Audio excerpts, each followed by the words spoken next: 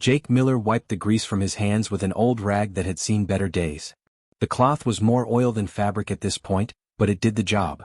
Above him, the lights of Theta 7 station began their slow dim into evening cycle. Not that there was really an evening out here in the black, but humans needed their rhythms. Even on a forgotten station at the edge of nowhere. Theta 7 was the kind of place people ended up when they were running from something or had nowhere else to go. A patchwork of repair bays and cramped quarters bolted together over decades. The whole thing groaned and creaked like an old ship that should have been scrapped years ago. But it served its purpose. Ships came in broken, left fixed, and nobody asked too many questions about cargo or passengers. That suited Jake just fine. He had been here 3 years now. 3 years of keeping his head down, his tools organized, and his mouth shut. That was the secret to surviving on the fringe. Mind your own business. Fix the ships. Collect your credits. Repeat. His neighbor across the corridor was about as different from him as possible. Kira was Drackery, one of those dragon-like aliens that made humans look like children's toys. She stood 7 feet tall, her body covered in crimson scales that looked like they could turn a blade. Her eyes were pure gold, with vertical slits that tracked movement like a predator sizing up prey. The first time Jake had seen her, his lizard brain had screamed at him to run. But Kira kept to herself, same as him. They had exchanged exactly 3 nods in 6 months. Jake knew she left early in the station's morning cycle and came back late. He knew she never had visitors. He knew the sound of her heavy footsteps on the metal decking. That was it. That was the whole relationship. And honestly, Jake preferred it that way. Simple. Uncomplicated. Safe. The crash shattered that simplicity like dropped glass. It was the kind of sound that made your stomach drop. Metal slamming into metal, followed by a thud so heavy Jake felt it through his boots. His small quarters went silent. Even the usual hum of the station's air recyclers seemed to pause. Jake stood frozen, a half-eaten protein bar in one hand. He waited. Listen. Nothing. Just silence pressing in from all sides. Common sense said to ignore it. This was Theta 7. People had loud arguments. Things fell over. Someone was probably just moving furniture or unloading cargo badly. Not his problem. Not his business. He should finish his protein bar, maybe watch something on his datapad and get some sleep.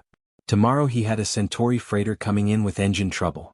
His feet carried him to the door anyway. Jake grabbed his tool belt out of habit. The weight of it around his waist was comforting, familiar. Wrench, plasma welder, emergency sealant, the little medkit he kept stocked because dock accidents happened. He palmed the door control and stepped into the corridor. The air smelled wrong. Metallic? Sure. His eyes went to Kira's door across the way. It was open. That was the first warning sign. Drackery were paranoid about security. Kira's door was never open. Jake approached slowly. His heart was doing that thing where it beat too fast and too hard, like it was trying to escape his chest. Every instinct he had was screaming at him to turn around. Go back. Close his door. Seal it. Pretend he had never heard anything. He looked inside instead. Kira lay crumpled on the floor like a puppet with cut strings. Her massive frame looked somehow smaller, more fragile. Blood spread beneath her in a pool that looked black under the dim lights. Not the red of human blood. This was darker, thicker. It reflected the light like oil. The wound across her torso was terrible. Clean edges, precise depth. This was not an accident. This was not some bar fight gone wrong. Someone had tried to kill her, and they had known exactly what they were doing. Her golden eyes found his. They were glazed with pain, but there was something else in them too. Something that made Jake's breath catch. It was fear. Real, genuine fear. He had never thought creatures like the Drackery could feel fear. They were warriors, conquerors, the kind of species that made humans feel small and soft and temporary. But Kira was afraid. And she was dying. Her voice came out like rocks grinding together. Don't, she managed. Leave me. Jake's hands were already moving. He dropped to his knees beside her, ignoring the blood soaking into his pants. His fingers found the emergency medkit on his belt, snapping it open with practiced ease. Not happening, he said. The words came out steadier than he felt. He had patched up plenty of people over the years. Dock workers who got careless around machinery. Smugglers who had disagreements that turned physical. Even a few ship crews who limped into port with more holes than they started with. The basics were the same across most species. Stop the bleeding. Prevent shock. Keep them alive long enough for real medical help. His hands moved without thinking. Pressure on the wound first. Her blood was hot, almost burning even through his gloves. He grabbed the synthetic skin sealant, spraying it across the worst of the damage. The foam expanded, hardening into a temporary seal. Coagulant injectors next, the universal kind that worked on most carbon-based biology. He hoped it worked on Dracry. You don't understand, Kira gasped. Her breathing was labored, each word an effort. They'll come for me. For you. Jake threaded a plasma suture through the edge of her scaled skin. His hands were steady even though his mind was racing. Who was coming? What? What had Kira done to deserve an assassination? Then they better hurry, he muttered. Because I'm not leaving you to bleed out on your floor. The station's security alert chose that moment to scream to life. Red lights flooded the corridor, spinning and pulsing. Somewhere, someone had hit an emergency button. Someone had reported an incident in this section. Security would be here in minutes. Jake's hands never stopped moving. He worked faster now, sealing what he could, stabilizing what he could not. Kira's eyes were starting to close. She was going into shock. He had maybe 2 minutes before security arrived. 2 minutes before this got very, very complicated. 2 minutes to decide if he was really the kind of person who helped his neighbors or just another guy who looked away when things got hard. Jake made his choice without thinking about it. He kept working. Station security did not waste time. Jake heard their boots hitting the metal deck before he even finished the last suture. 3 minutes. Maybe less. The red alert lights were still spinning when they burst through the open doorway. 2 Zentarii soldiers came in first, rifles up and ready. They were the kind of aliens that looked almost human until you noticed the details. Gray skin like storm clouds. No hair. Eyes that were solid black, no whites at all, like polished marbles set in their skulls. They moved with military precision, sweeping the room for threats. Behind them came Commander Drex.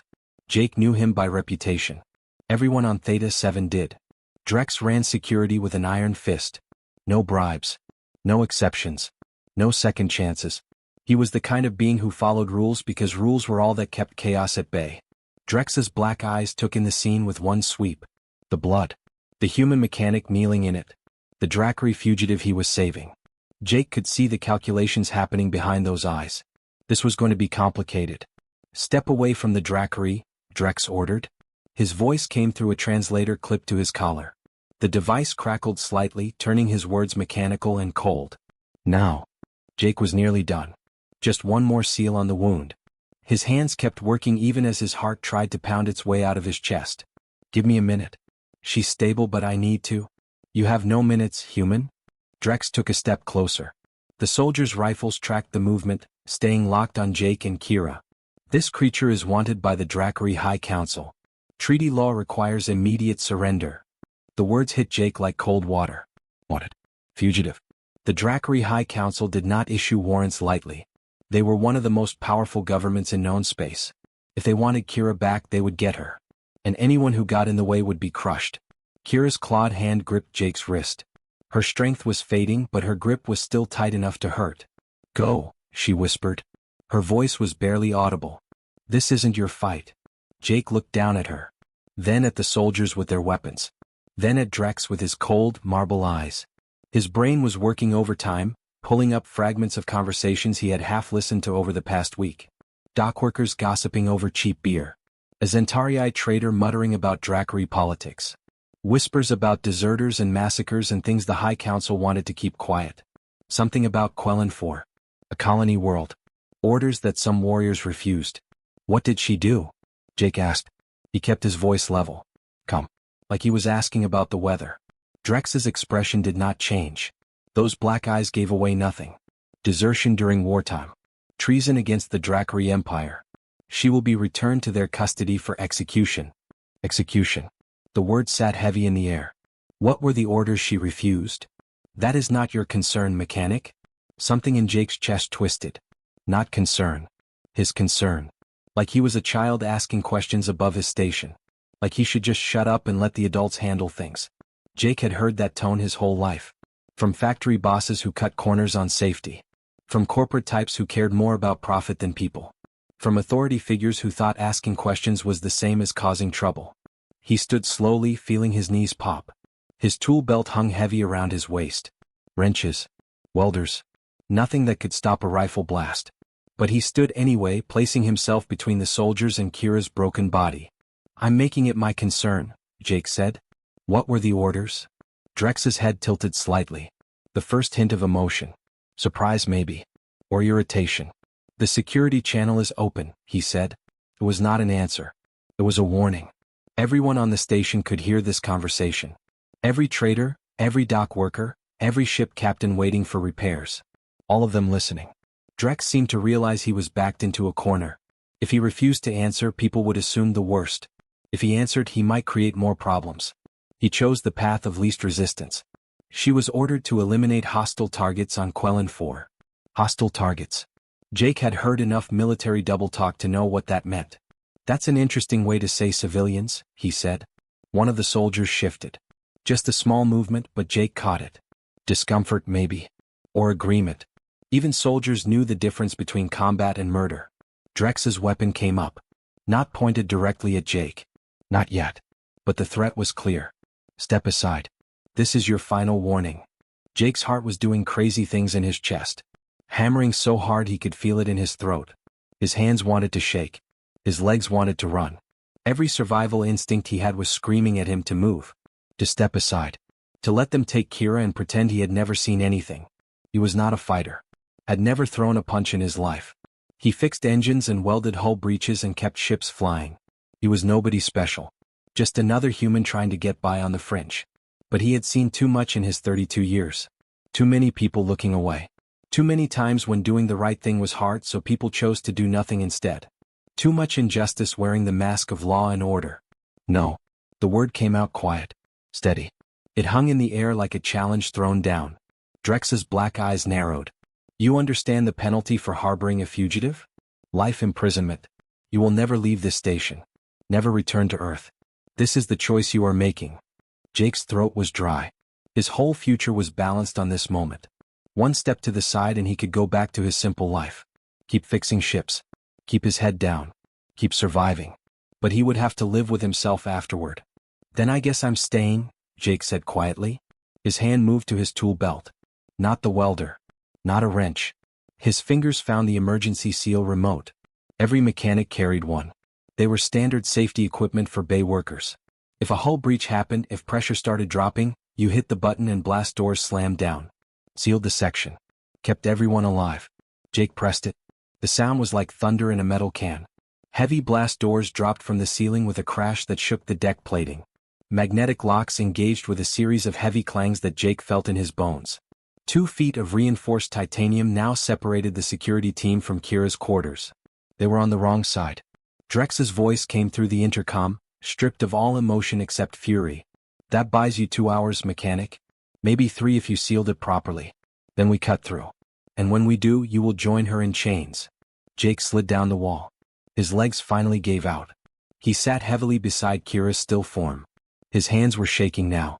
The adrenaline was catching up to him. His whole body felt like it was vibrating. You're insane, Kira breathed. Her golden eyes were open, staring at him. Completely insane. Jake looked at his hands. They were covered in her blood. Dark and already drying. Yeah, he agreed. His voice sounded strange to his own ears. Distant. I'm starting to think you might be right. Outside he could hear Drex shouting orders. Cutting equipment being brought up. The beginning of the end. Jake had 2 hours before his whole life changed forever. He wondered if he would regret this. Then he looked at Kira, at this warrior who had refused to murder innocents even though it meant her own death, and he knew the answer. No regrets. The galactic net caught fire within the hour. Someone on Theta 7 had recorded the whole thing. The security channel was supposed to be internal only, but this was the fringe. Nothing stayed private for long. By the time Jake had sealed the doors, the video was already spreading across the network like wildfire. Human mechanic defies Dracry law to save deserter. The headline appeared first on a small news aggregate out of Mars colony. Then another picked it up. Then another. Within minutes it was everywhere. Every system. Every station. Every colony world with net access. The video played on repeat. Jake's quiet no echoing across a billion screens. His calm face as he stared down armed soldiers. His willingness to throw everything away for a neighbor he had never even spoken to. The galaxy had opinions. Strong ones. On Dracry Prime the reaction was immediate and furious. The High Council convened an emergency session.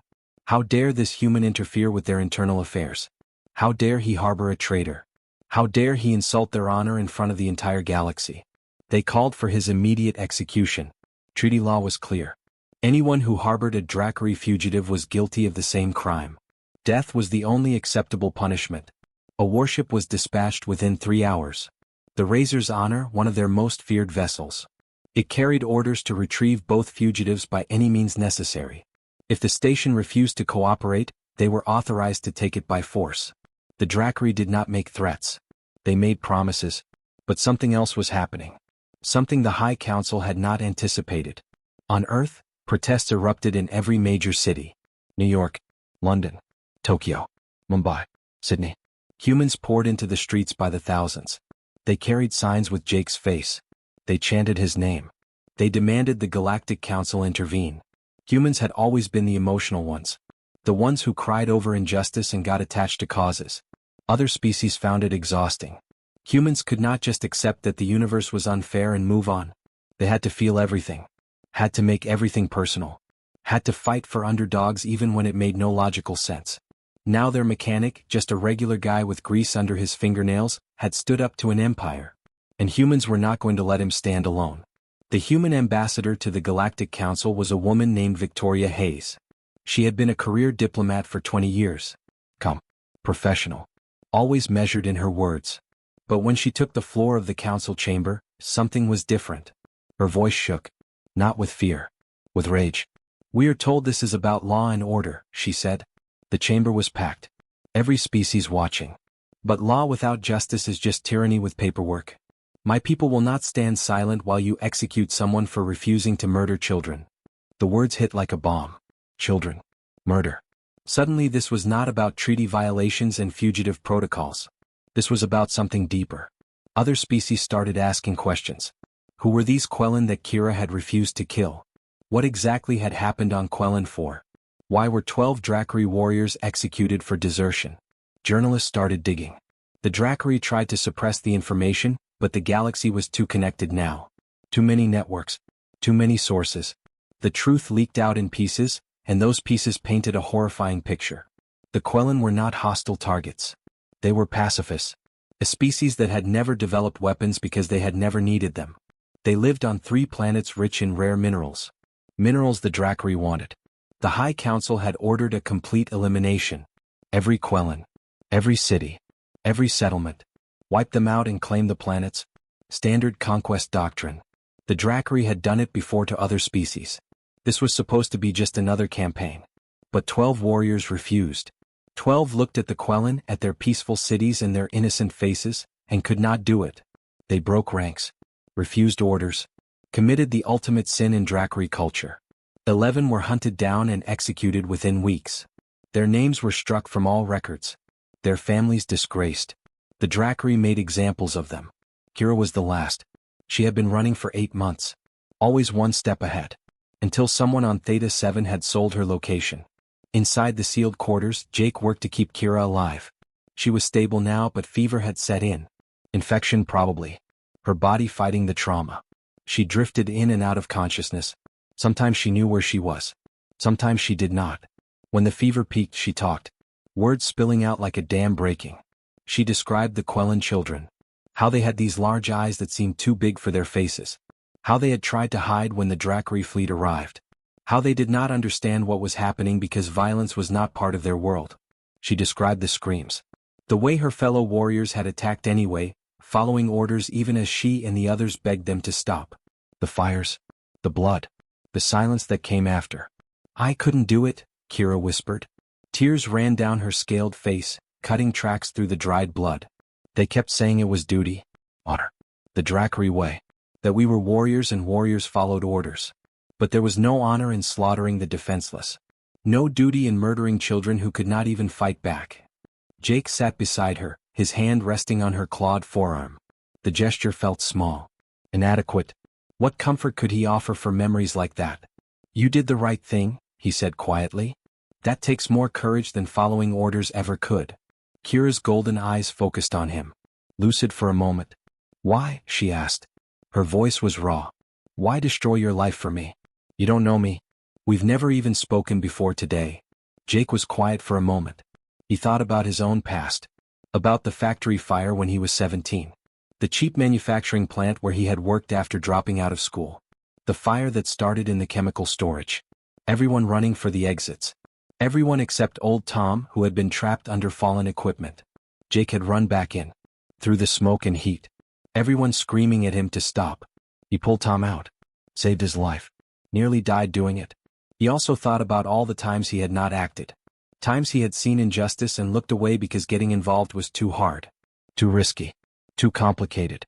The burning shame he still felt when he remembered those moments. Because somebody has to care, Jake said simply. Because if we all just look away, if we all just follow the rules and ignore what's right, then what's the point of any of this? What's the point of civilization if we just let evil happen because it's legal? A transmission crackled through the sealed door. Commander Drex's voice, cold and formal. The Drakri warship arrives in 20 hours, mechanic. They will not negotiate. They will not show mercy. Surrender now and you'll at least live. Maybe in prison, but alive. Jake looked at Kira. At this warrior who had given up everything, her entire world, to spare innocent lives. At someone who had more courage in one choice than most beings showed in a lifetime. He activated the comm. Tell them we'll be here, Jake said into the speaker. And tell them the galaxy is watching. Outside on Theta 7's main concourse, something was happening. Something that would change everything. Humans were gathering. Dock workers still in their coveralls. Shop owners closing their stores. Ship crews abandoning their repairs. They moved through the corridors like a slow tide, all heading in the same direction. Toward Kira's quarters. They were not armed. Were not soldiers.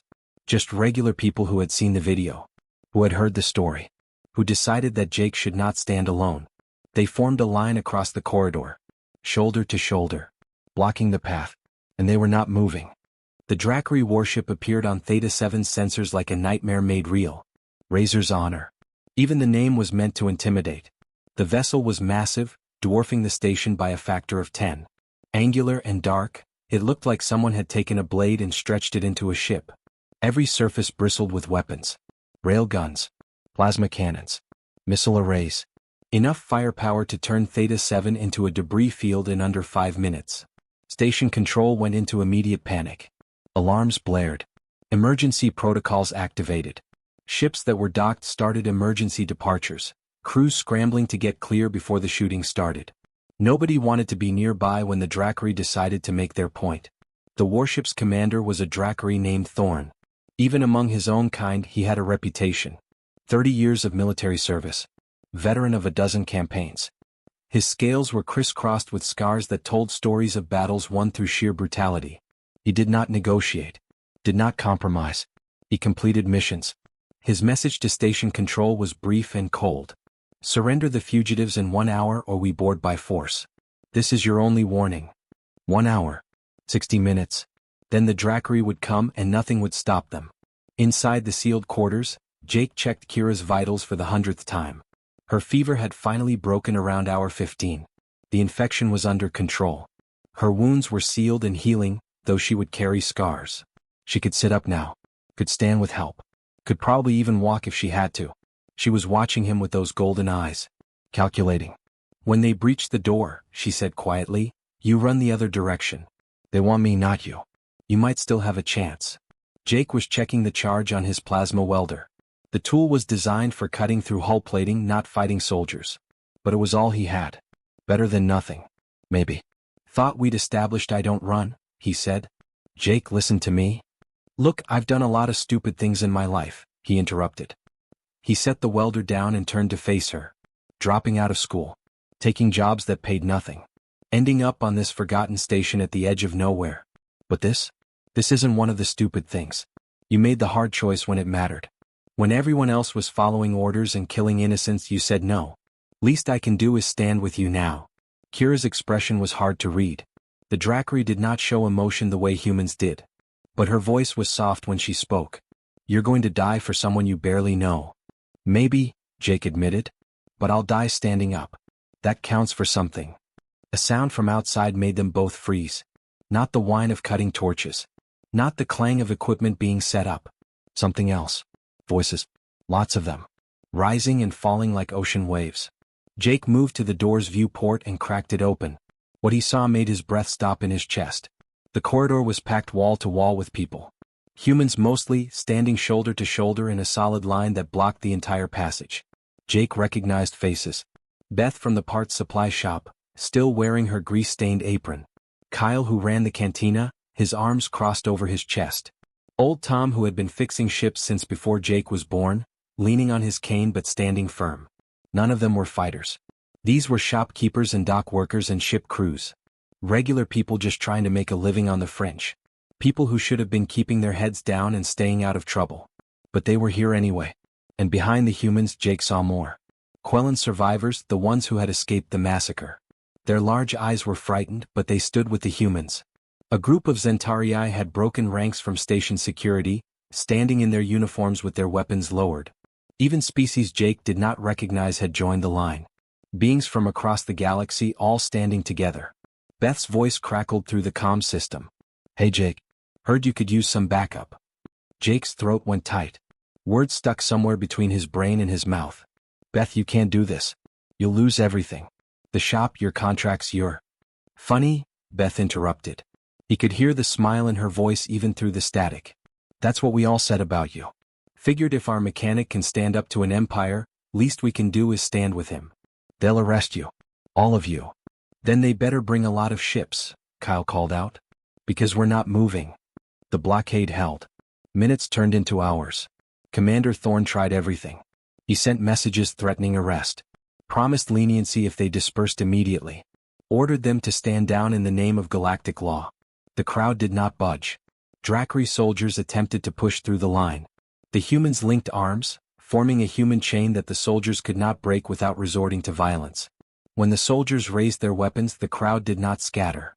Did not run. They stood there, unarmed and vulnerable, daring the Dracri to fire on civilians. The soldiers hesitated. These were warriors, not executioners. Killing armed enemies in combat was one thing. Gunning down unarmed protesters was something else entirely. Commander Thorne realized he had a problem. The galaxy was watching. Every news network, every independent journalist, every citizen with a data pad was streaming this live. If he ordered his soldiers to open fire on unarmed civilians, it would not matter if he retrieved the fugitives. The Dracri Empire would never recover from the backlash. But something else was happening. Something bigger than one station or one mechanic or one deserter. On Dracri worlds across the Empire, veterans started coming forward. Warriors who had been at Quellan 4. Warriors who had participated in the massacre or witnessed it. Warriors who had carried the shame and guilt for months, silent because speaking meant death. Jake's defiance had broken something open. If a human with no weapons and no training could face down the Empire, maybe they could tell the truth. Maybe they did not have to carry this burden alone anymore. The testimonies flooded onto the galactic net. Video recordings. Written statements. Tactical logs that commanders had ordered deleted but soldiers had secretly kept. The evidence was overwhelming. Undeniable. The Dracri had not been fighting a war. They had been committing genocide. 12 warriors had refused. 11 were dead. Kira was the last. Ambassador Victoria Hayes called an emergency session of the Galactic Council. Humanity issued an ultimatum. Withdraw all treaties that protected war criminals, or Earth and her colonies would withdraw from the Council entirely. Cut all trade. End all diplomatic relations. Stand alone if necessary. Other species, emboldened by humanity's stance, joined the threat. The Quellan survivors demanded justice. The Zentarii questioned their own alliance with the Dracri. Species that had suffered under Dracri expansion saw their chance. The Empire faced something it had not encountered in centuries. Real consequences. Real accountability. Commander Thorne's next transmission bypassed station control entirely. It came directly to Jake's sealed quarters. "Human mechanic," Thorne's voice was tired. "Battle-weary. I offer you one final chance. Surrender yourself and the deserter. You will receive a fair trial. You may even live." Jake looked at Kira. At this warrior who had given up her entire world to spare innocent lives. He looked at the crowd outside, ordinary people who had found extraordinary courage. He looked at a galaxy that was finally asking the right questions. He stood up. Walked to the door controls. "Jake, don't," Kira said. "They'll kill you." "Maybe," Jake agreed. His hand hovered over the release. "But I don't think so. Not anymore. The galaxy's watching. And humans just taught them something important." He opened the door. Jake stepped through the doorway into a corridor packed with people and weapons. Kira moved behind him, one hand steadying herself against the door frame. She was still weak, but she could stand, could walk, could face whatever came next. Commander Thorn stood at the front of a dozen Dracari warriors. They were massive in their battle armor, weapons held ready but not quite pointed. Behind them the human blockade remained. Nobody had moved. Nobody had left. The entire station seemed to be holding its breath. Every camera on Theta 7 was recording. News drones hovered in the air. Civilians had their data pads up, streaming live to the galactic net. Millions were watching. Maybe billions. This moment would be seen across every inhabited system. Jake's heart was hammering, but his voice came out steady. Clear. I'll surrender, he said. The words carried down the corridor. But only under these conditions. Kira receives full amnesty. The Galactic Council opens a formal investigation into the Quellan 4 massacre. And every Dracari warrior who refused those orders gets protection from retaliation. Thorn's scales seemed to darken, the color shift that meant anger in his species. You are in no position to make demands, human? Maybe not, Jake agreed. He could feel Kira's presence behind him. Could hear Beth and the others breathing in the tense silence. But you're in no position to refuse. The galaxy's watching. Your own veterans are speaking out. You saw the testimonies. If you execute me and Kira, you don't just kill two fugitives. You kill any chance your empire has of maintaining its alliances, its trade routes, its legitimacy. It was a bluff. Sort of. Jake was a mechanic, not a politician. He had no idea if the Dracari actually cared about legitimacy. But he understood leverage. Understood that sometimes the threat of consequences was enough. Thorn stood perfectly still. His golden eyes locked on Jake's face. Around them nobody moved. The moment stretched out, thin and fragile as glass. You would sacrifice yourself? Thorn finally asked. His voice was quieter now. Almost curious. If that's what it takes, Jake said. But I don't think it will be. I think you're smarter than your High Council gives you credit for. I think you see what's happening here. What was happening was bigger than one station. Bigger than one mechanic and one deserter. The galaxy was waking up to questions it had ignored for too long. How much power should empires have? When did law become tyranny? What happened when good people followed bad orders? The standoff continued. Minutes crawled past like hours. Jake's legs wanted to shake. His hands wanted to tremble. But he held Thorn's gaze and did not move. Then something changed. A ship landed on Theta 7's docking platform. Then another. Then more. Dracari vessels, but not military ones. Personal transports. Small craft. From them emerged warriors in civilian clothes, not armor. They came through the corridors, past the blockade until they stood near Thorn's soldiers. 12 of them. Veterans with gray in their scales and scars from old battles. They carried data chips and recording devices. Evidence. Testimony. The truth about Quellan 4. One of them, an older warrior named Vex, stepped forward. Commander Thorn, he said.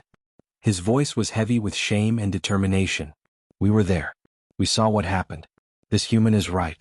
What our council ordered was not war. It was murder. The others nodded. Began playing recordings. Tactical footage. Communications logs. Orders in the High Council's own words to eliminate every Quellan, down to the children. Evidence that commanders had tried to delete but soldiers had kept. Jake watched Thorn's expression change. Saw the warrior realize he had lost before the fight even started. The truth was out. The galaxy knew. Bringing Jake and Kira in chains would not change that. Would only make everything worse. Thorn's shoulders dropped slightly. The Dracari gesture of acceptance. Stand down, he ordered his soldiers. Then he turned to Jake. You have your investigation, human. And your amnesty. The High Council will not be pleased, but they will accept it. They have no choice now. Jake felt his knees go weak. He had not realized how much tension he had been carrying until it released. Beside him, Kira made a sound that might have been a sob or a laugh or both. The Galactic Council moved fast after that. Within a week, the investigation was official. Within a month, the Dracari High Council had fallen, replaced by reformers who promised accountability. Warriors who had committed war crimes were being prosecuted. The Quellan survivors were given reparations and protection. And all charges against Jake were dropped. Diplomatic complications, they called it. A polite way of saying the Dracari could not afford to make him a martyr. 3 months later, life on Theta 7 had settled back into routine. Ships came in broken and left fixed. Credits changed hands. The station creaked and groaned and kept spinning. Jake was back at his repair bay, elbow deep in a transport ship's engine. The old freighter had blown a power coupling somewhere between here and the Centauri colonies. Standard work. The kind of problem he could fix in his sleep. People treated him differently now. They nodded in the corridors. Thanked him in whispers. Bought him drinks at the cantina. He hated it. He had just done what anyone should do. What anyone would do if they had any decency. "You're overthinking it again," Kira's voice rumbled from across the bay. She had stayed on Theta 7. Turned out she had nowhere else to go. Her family had disowned her. Her former comrades considered her a traitor. Earth had offered her asylum, but she chose to stay here. Working as Jake's assistant. Learning to fix ships instead of destroy them. Turned out Drackery had incredibly steady hands. Made them excellent at precision welding.